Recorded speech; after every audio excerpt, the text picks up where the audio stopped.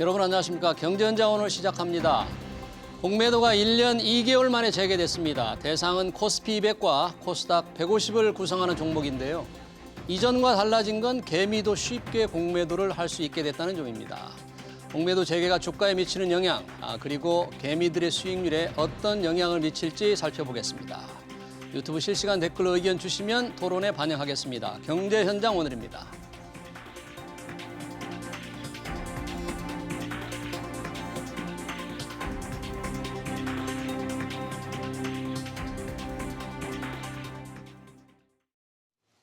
네, 공매도 영향과 5월의 증시 정향 알아보기 위해서 차영주 와이즈 경제연구소장 나오셨습니다. 소장님 어서 오십시오. 안녕하십니까.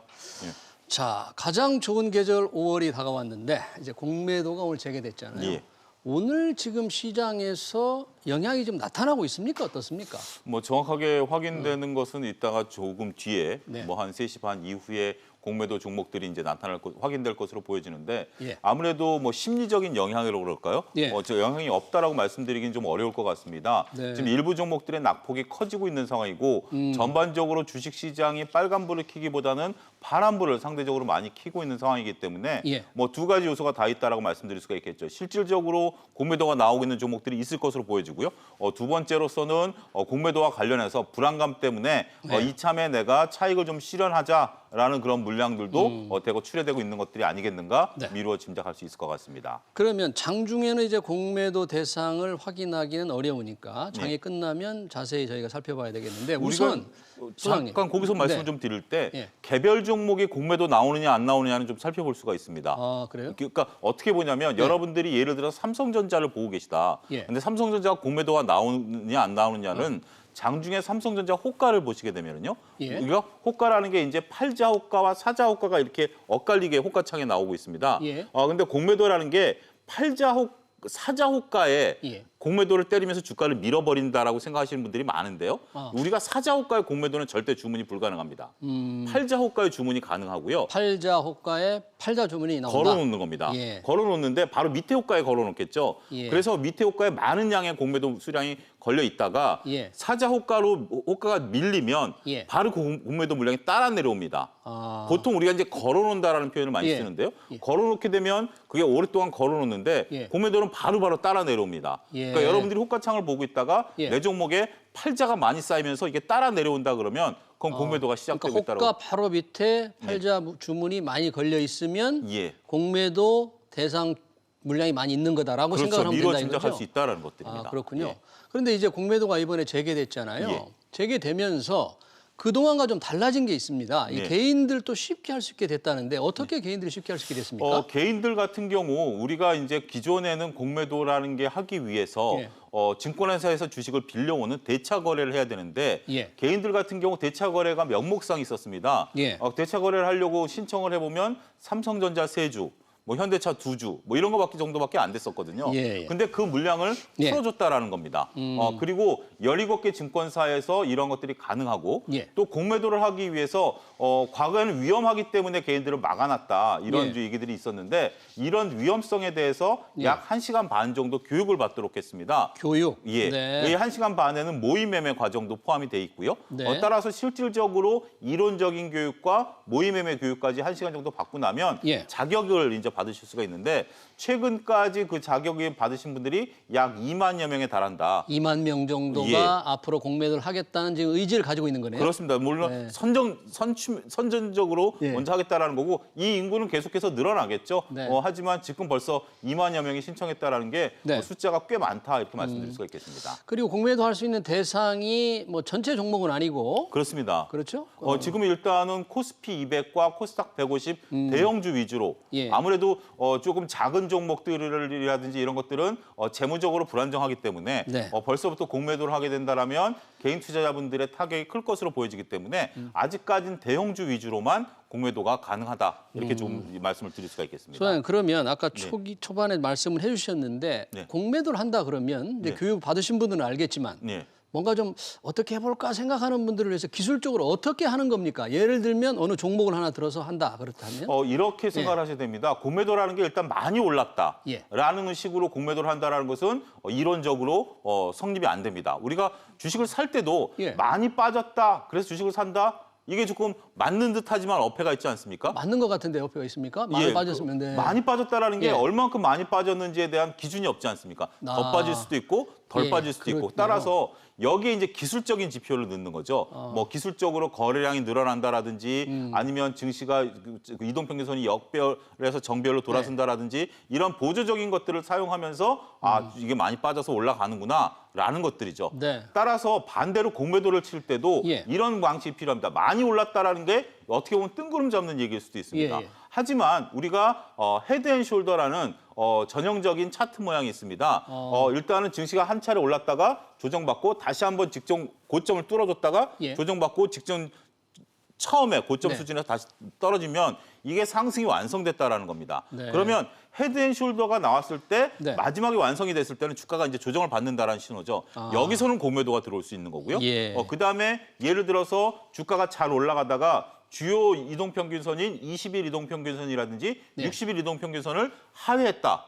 그렇다면 이건 하락 전환됐기 때문에 공매도가 들어올 수 있고 직전 저점 수준을 깼다. 그럼 또 공매도가 들어올 수 있습니다. 이런 식으로 무턱대고 오늘부터 공매도가 시작이 되니 그동안 주식시장이 조금 과열 국면에 없지 않아 있을 것으로 보니까 공매도가 들어온다라기보다는 일단 기술적으로 차트가 깨진다라든지 기술적으로 차트가 깨진다. 그다음에 두 번째로 봤을 때는 오늘 또 일부 종목들이 언론에서 거론되고는 있습니다만 예상보다 실적이 좀 덜 나왔다라든지 그런 식이 됐을 때 공매도가 출현할 가능성이 높다라고 말씀드릴 수 있겠습니다. 방금 말씀을 해주셨는데 그렇다면 뭐 개인이나 기관이나 우선 개인들이 중요할 텐데 2만 년 미리 공부를 했다 그러니까.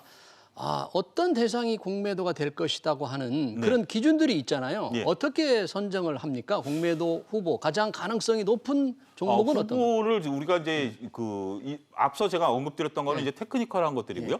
그렇지 않고 공매도 후보라는 것이 이제 대차 잔고의 증가로 알 수 있다라고 말씀드렸어요. 대차 잔고라 그러면 어떤 겁니까? 그러니까 우리나라 공매도는 주식이 있는 상태에서만 공매도가 가능합니다. 이게 역설적으로 얘기하면 제가 삼성전자를 갖고 있는 상태에서 굳이 공매도를 할 필요가 없겠죠. 삼성전자를 그냥 팔아버리면 됩니다. 그렇죠. 그리고 삼성전자를 다시 사든지 아니면 뭐 현대차를 사든지 그건 제 자유인데 예를 들어서 삼성전자가 빠질 것으로 미루어 짐작한다라면 삼성전자 주식을 빌리는 거죠.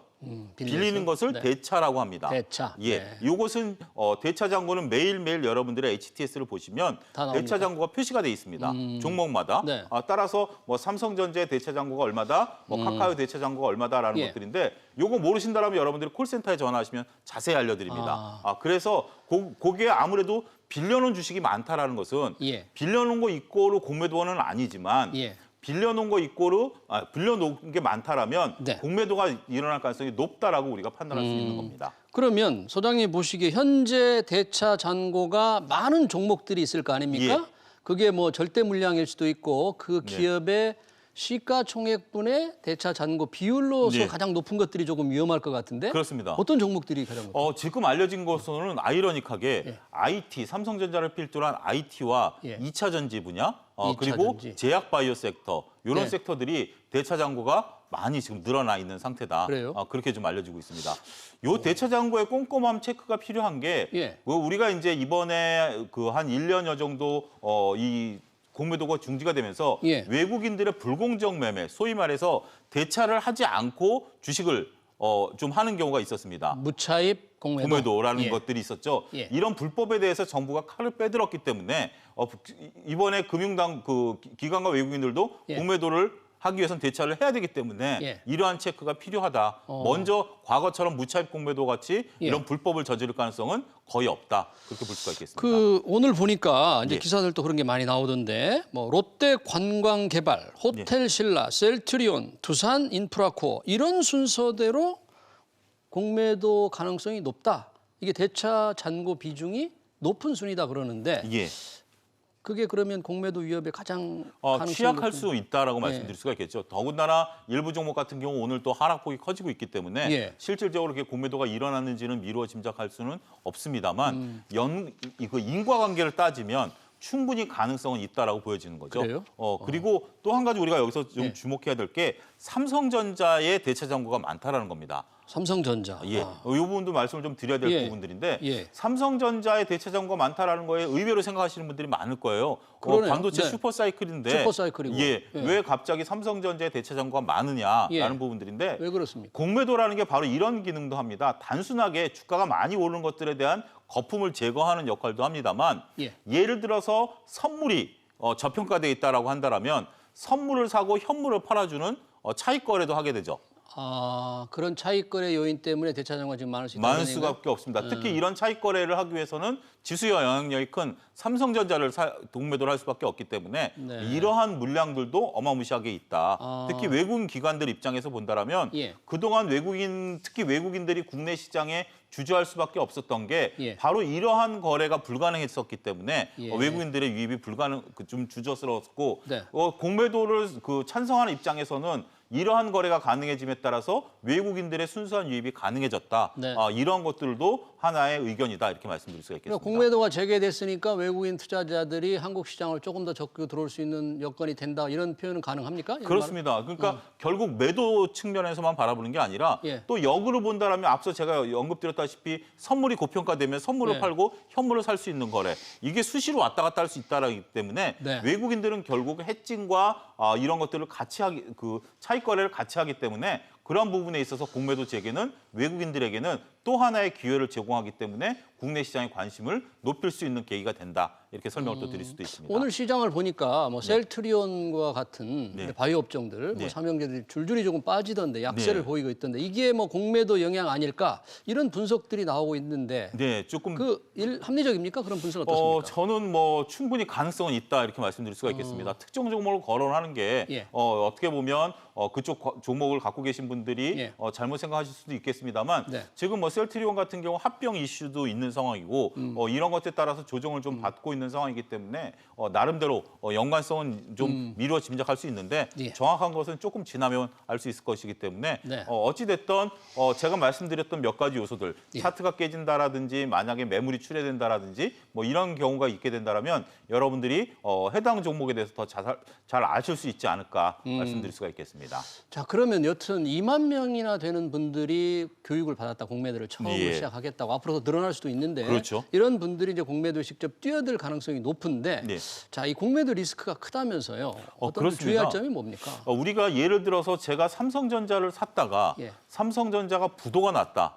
라고 한다면 제가 8만 원을 손해 보는 거죠. 예. 근데 삼성전자가 예를 들어서 공매도를 쳤는데 주가가 올라간다. 네. 그럼 삼성전자가 1억이 되든 2억이 되든 이론적으로는 올라갈 수 있지 않습니까? 네. 그렇게 된다면 손실은 무한대가 될 수 있는 거죠. 네. 그러니까 매수를 했다라면 지금 현재 산 주가만 제가 없어지면 되지만 그만큼만 손실을 보게 되지만 손실을 보게 되지만 만약에 공매도를 쳤는데 주가가 올라간다라면 손실은 무한정이 되기 때문에 예. 그리고 우리가 오히려 이렇게 주가가 좀 하락할 것 같으면 공매도가 쉬울 것 같습니다만 예. 우리가 사서 올라가는 데 익숙해져 있기 때문에 예. 팔아서 떨어지는 데는 덜 익숙합니다. 네. 그래서 심리적 불안감이 저도 공매도를 해보지는 않았습니다만 네. 선물을 매도를 좀 해봤거든요. 예. 그럴 때 심리적 압박감이 어마무시하기 때문에 네. 이런 것들을 쉽게 이겨낸다는 것도 그렇게 호락호락하지는 않다. 네. 그렇게 또 말씀드릴 수 쉽지 있겠습니다. 않은 투자 기법이라는 얘기죠. 그렇습니다. 네. 자, 5월의 첫째 주 첫날 이 증시가 지금 약하게 지금 진행이 되고 있는데 전체적으로 이번 주에 가장 어떨까 주가에 영향을 미칠 변수랄까 상황 전망은 어떻게 하세요?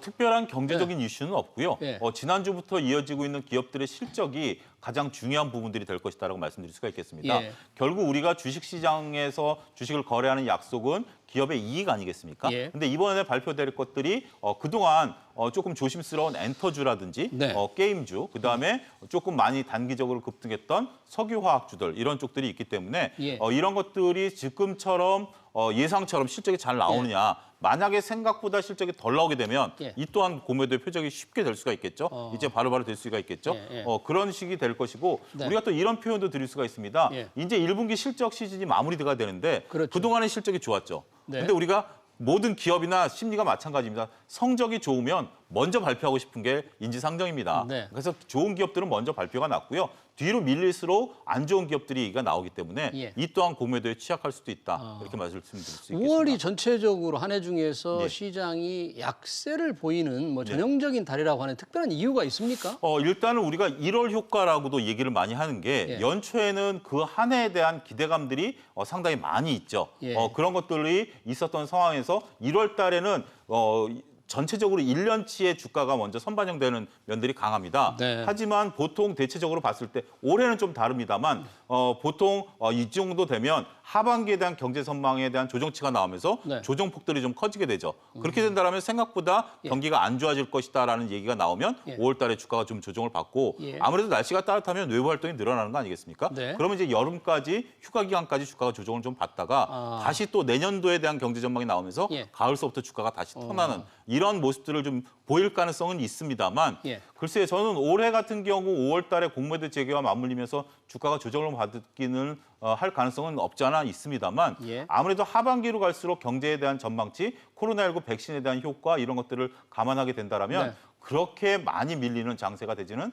않을 것 같다라고 말씀드리고 싶습니다. 근데 우리 시장에 영향을 미치는 미국만 보면 네. 경제 지표가 굉장히 좋잖아요. 그렇습니다. 그럼에도 불구하고 시장은 굉장히 약해지는데 예. 특별한 이유가 있습니까?